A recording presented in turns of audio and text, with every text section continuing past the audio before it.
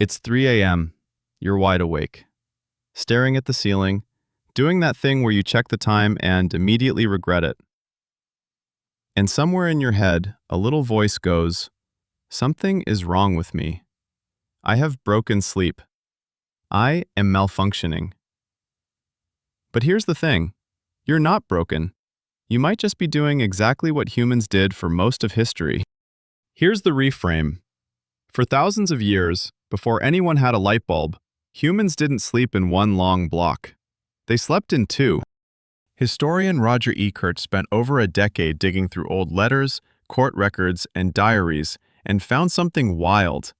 People used to talk about first sleep and second sleep like it was just a normal, boring part of the day.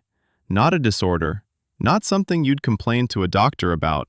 Just Tuesday. You'd go to bed around dusk, sleep for a few hours, wake up naturally in the middle of the night, hang out for a bit, and then drift back off until morning. And this wasn't some obscure secret either. It shows up in actual ancient writing.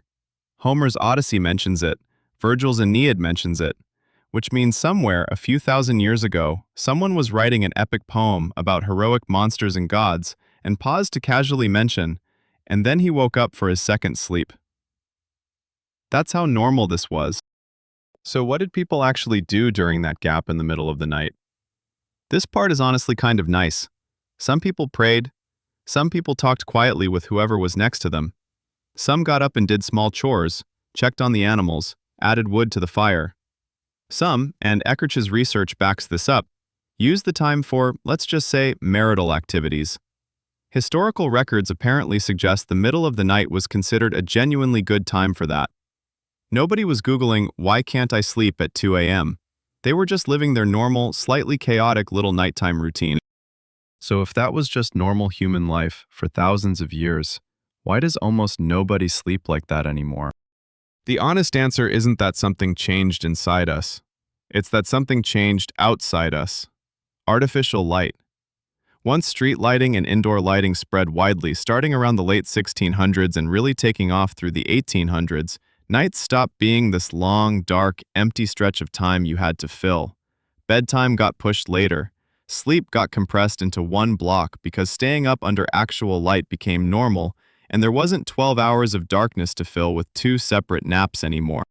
Within a couple generations, two-part sleep basically vanished from most of the world.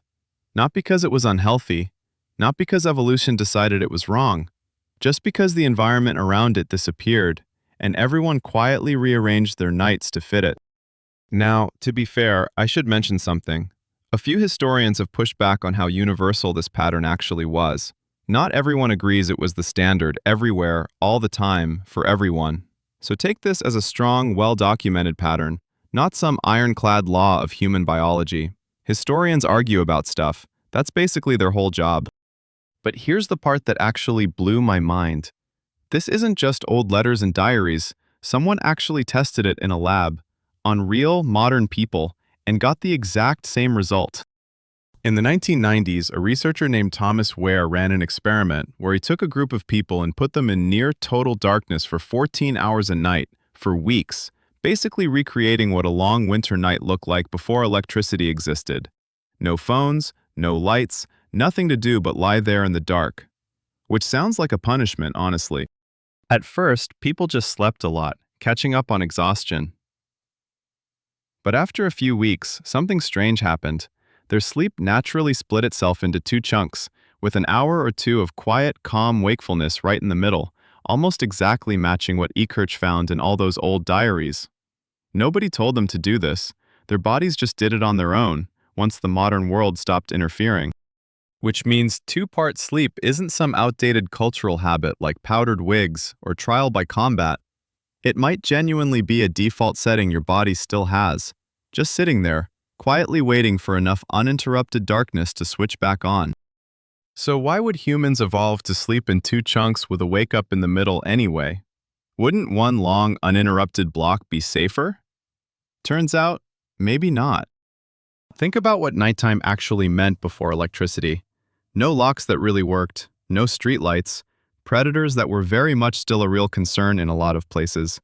A species that occasionally woke up in the middle of the night to check that everything was still fine, the fire hadn't gone out, nobody was sneaking up, might have had a real survival edge over a species that slept like a rock for 8 straight hours and hoped for the best. That midnight wake-up window may not have been a glitch at all. It might have been a built-in security check. And it wasn't just about danger. That quiet stretch of shared wakefulness, lying there with a partner or family in the dark, talking quietly, wasn't wasted time either. Some researchers think it played a real role in social bonding, the kind of low-stakes, late-night conversation that strengthens relationships. Basically, your ancestors were having 2 a.m. heart-to-hearts before that was even a phrase. So if this pattern is this old, this well-documented, and apparently still buried somewhere in your biology, why does modern life treat waking up at night like a medical emergency? Simple. Gaslighting hit major cities in the early 1800s. Then, Edison's light bulb showed up in 1879 and made artificial light cheap and normal almost everywhere. Suddenly, staying up late wasn't unusual, it was expected. Factories ran shifts. Offices wanted people rested for one long block so they could show up and work a full day. Somewhere along the way, sleeping in 2 parts stopped looking normal and started looking broken. And now there's an entire industry built on that idea. Sleep aids, white noise apps, supplements, mattresses that cost more than a used car, all promising to fix your broken 8-hour block. Which is a little funny, considering the thing they're trying to fix might not be broken at all. It might just be really, really old. But here's what's genuinely worth sitting with. If you wake up at 3 a.m. tonight, and your brain immediately jumps to panic mode, maybe it's not a malfunction. Maybe it's an old setting that never fully got deleted. Your ancestors would have just accepted it, maybe said a quiet prayer, maybe poked the fire. Maybe just laid there thinking, same as you're doing right now, and then gone back to sleep without any drama about it at all. Which honestly might be the actual fix.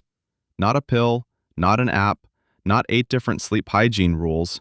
Just knowing that waking up at 3 a.m. isn't broken. It might just be really, really old. So the next time you're staring at the ceiling at 3 a.m., checking the clock, spiraling a little, maybe don't spiral.